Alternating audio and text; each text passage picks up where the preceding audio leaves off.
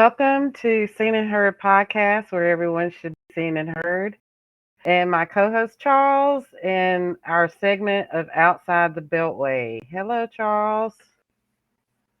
Hey, did you get a chance to see that video I sent you?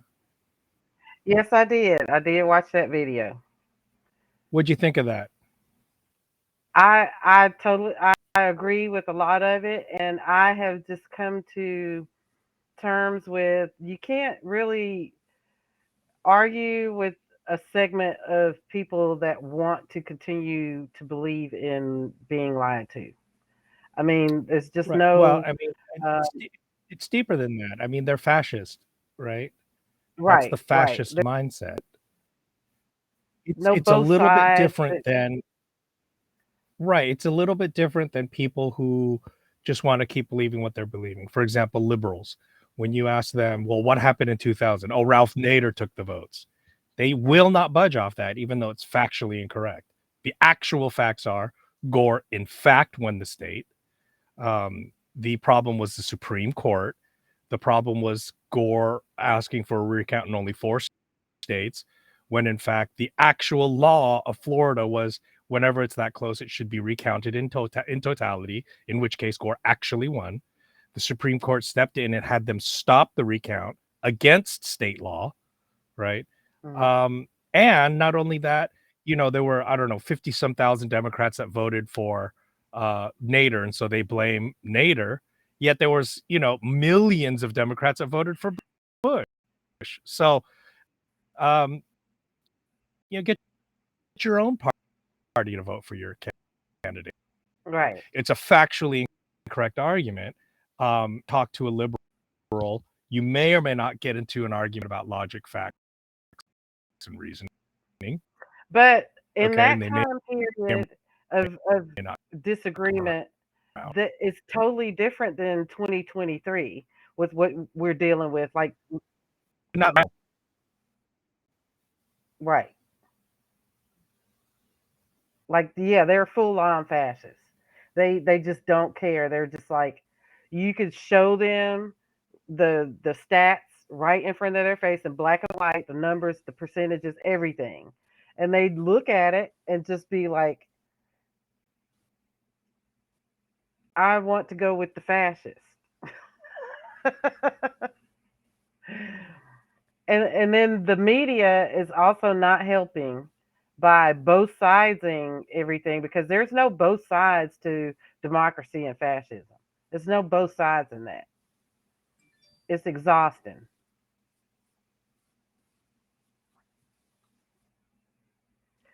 Um, one one of the speaking, ways let's see. it was or Chomsky that put it back in 2000. They said, somebody will say, um, you know, the Earth is round. Views are, you know,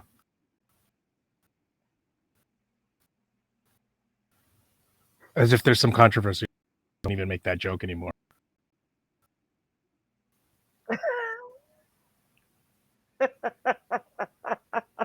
I mean, okay, I want to get your perspective.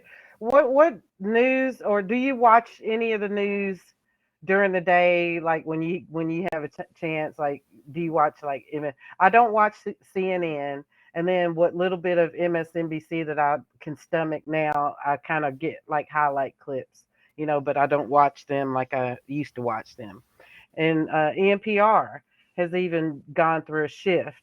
Like, I grew up with the NPR, and I thought the NPR is going to be the last bastion of hope for, getting news and being objective and, not partisan or both sidesing anything. They started both sidesing and then doing these softball interviews of Trump sycophants, and, you know, kind of like what MSNBC is doing with CNN. Hey, It's what's up? it's just disgusting because there's really nowhere to go.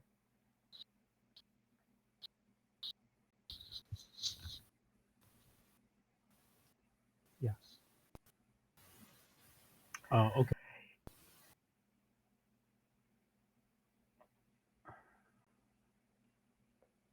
Okay, while you're doing that, let me pull this up here. Hold on a second. I have, let's see, let's put this up here.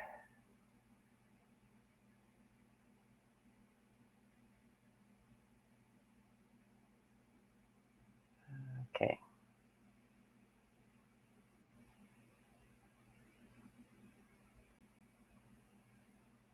in another couple of decades. I mean, you've called the Republican Party the most dangerous organization on earth. In human history, there has never, it's an outrageous statement, and when I said it, I said, look, this is a very outrageous statement, but is it true? Has there... But you're rating them worse than the Kim Jong-un of North Korea or ISIS, who are very... Is ISIS dedicated to trying to destroy the prospects for organized human existence? Right, is that bad, the Republican what Party? does it mean to say not only we're not doing anything about climate change, but we're trying to accelerate the race to the precipice? And you don't entertain the possibility that they may be genuine in their belief that this is... Doesn't matter whether they genuinely believe it or not. The people who genuinely believe that Christ is coming in their lifetimes do genuinely believe it. And that's let's Nam Kromsky. Let's see here. I want to play. I wonder. I hope I saved this video because this was important. We're also going to be talking about TikTok as well, so we'll be talking about that in just a second. But I've got a new um, little feature here, and I wanted to share it. So for listeners out there or viewers, the people that are able to see the YouTube podcast, we have merchandise for the podcast. So I like to support our broadcasting because it takes a lot of time and effort for broadcasting and our programming. And we've been fortunate enough to have a loyal, engaged audience, and we're grateful for all of your support. And Trick more help with the company and our podcast now more than ever. So we're asking you to consider making a donation to help support our podcast, and also excited to announce a merchandise store where you could purchase the merchandise for Seen and Heard podcast. And you see here we have the code Are you here. able to hear me, Sharon? Yes, I can hear you. Yeah. So his name is Noam Chomsky. He's Noam a linguist at Chomsky. MIT. Yeah. Okay. I was just sharing like our merchandise here too. So, um, Yeah. No, just I saw it. I just my mic was not connected, I guess. So Noam okay. Chomsky is ranked as one of the greatest intellectuals in history, not just currently. Seen and Heard podcast, Throw Pillow. Okay. Um, Isn't that yeah. cool? So this is all on the YouTube channel. Yeah. Mhm. So the guys can scan it and then go straight to the site, get a percentage of whatever you purchase. So we have t-shirts. I designed a lamp. This table lamp is kind of cool. We also have cheaper products. So if you don't want to spend a lot of money, we have like a gel mouse pad.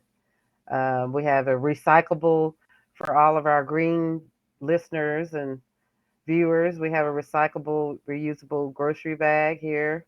It's washable, and t-shirts and a watch for men here, or it could be unisex. It could be unisex.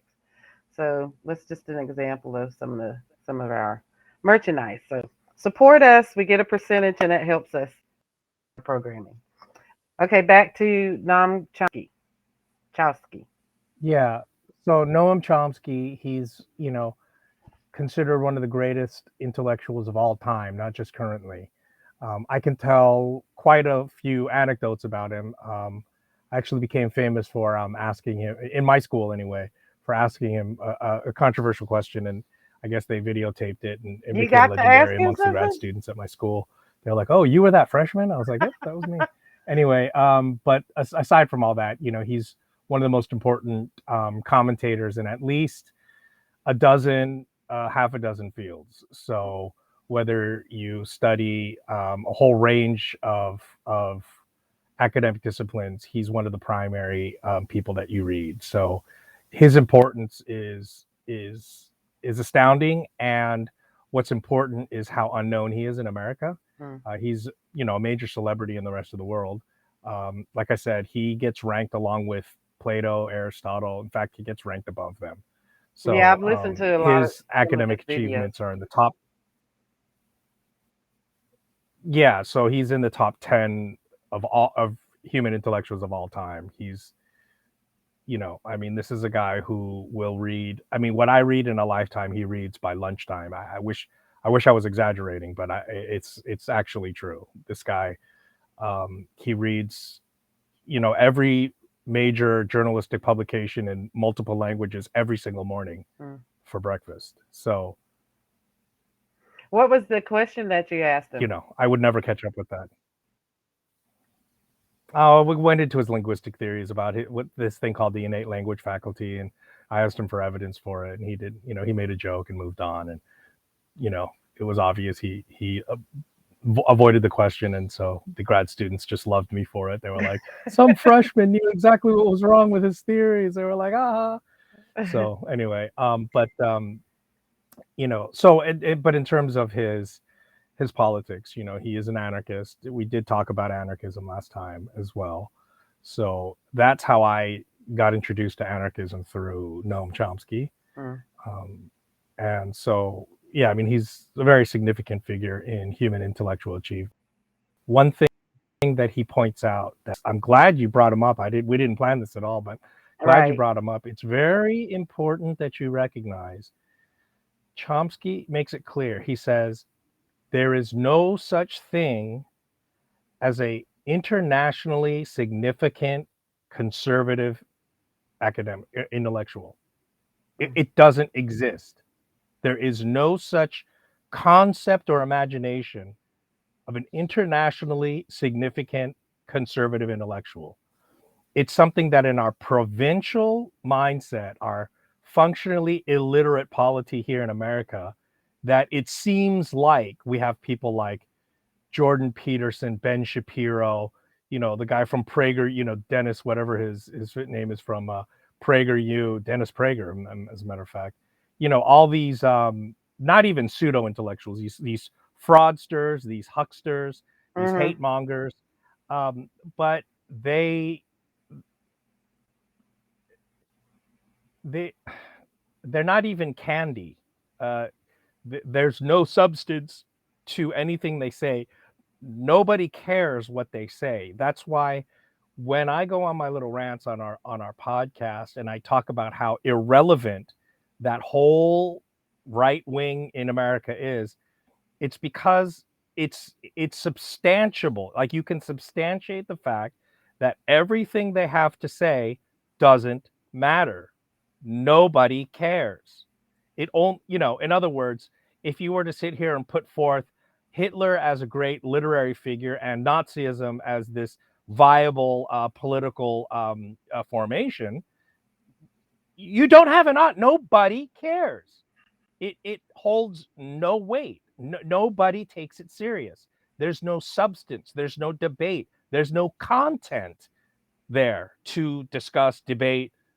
You know, it's only known as systematic forms of violence, which we find throughout centuries. There's no content that's intellectually interesting.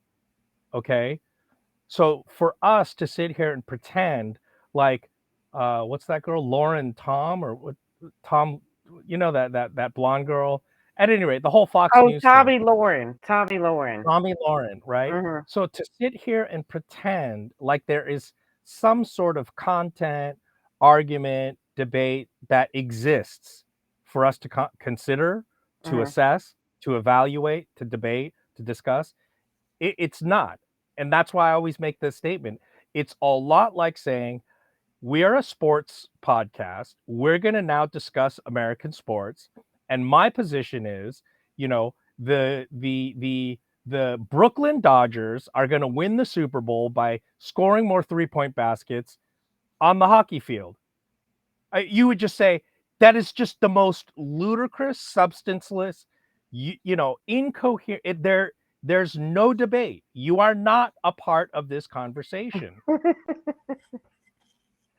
Now, right? Because every single piece of that statement contradicts reality and itself.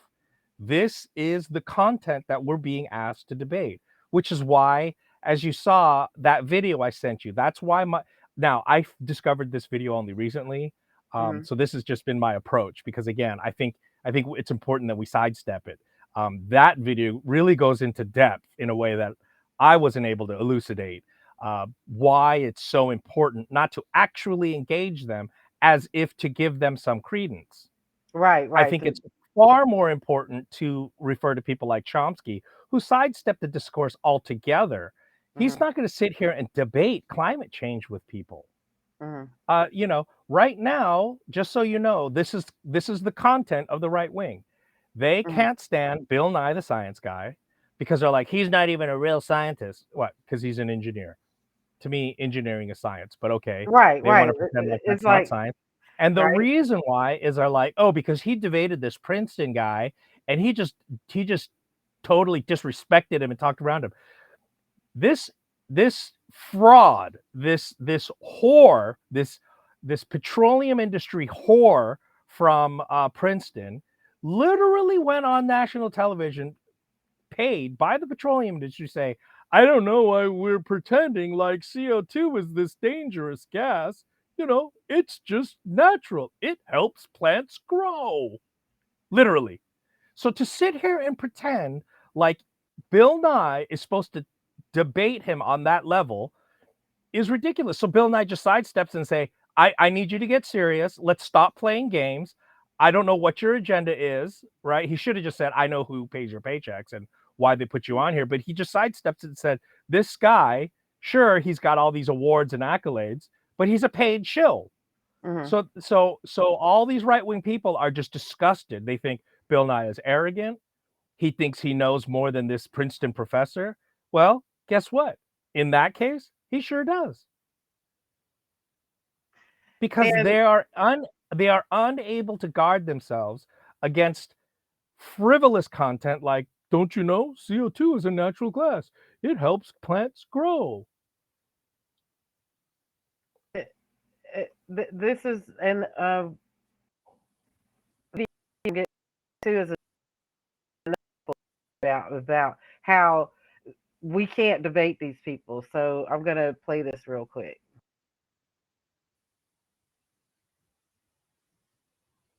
Consider themselves very liberal, and probably fewer of them consider themselves to be woke. And so, when we talk about traditional, what does that mean to you? Would you mind defining woke? Because it's come up a couple times, and I just want to make sure we're on the same page. So, I mean, woke is sort of the idea that